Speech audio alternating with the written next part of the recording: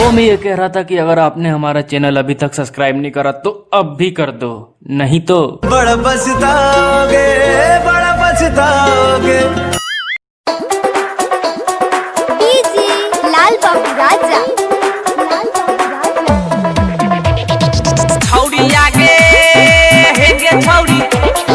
छौड़ी आगे हेगे छौड़ी, करे नहीं गुमान छौड़ी अपना पे काम, छौड़ी आगे करे नहीं गुमान छौड़ी अपना पे काम, गिरी जाए तो वरहानी ता चूस ले बोहाम, छौड़ी आगे हेगे छौड़ी, छौड़ी आगे हेगे छौड़ी, करे नहीं गुमान छौड़ी अपना पे काम, गिर जाए तो वरहानी ता चूस ले बोहाम।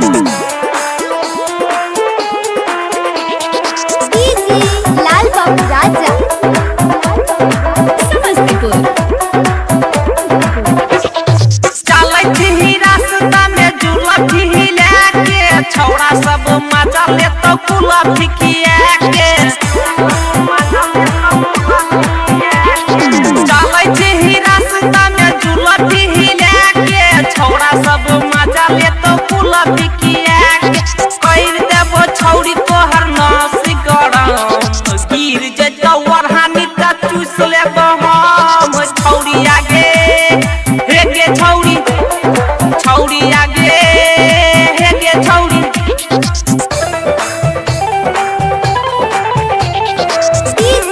लाल बाबू राजा समस्तीपुर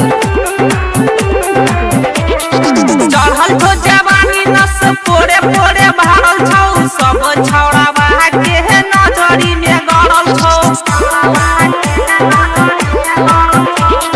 चढ़ल तो जवानी नस पोरे पोरे भरल छौ, सब छौड़ा के नजरी में गड़ल छौ, देख के बेहाल छौड़ी छिकियोगे हम, गिर जइतो वरहानी ता चूस लेबो हम, छौड़ी आगे हेगे छौड़ी, छौड़ी आगे हेगे छौड़ी।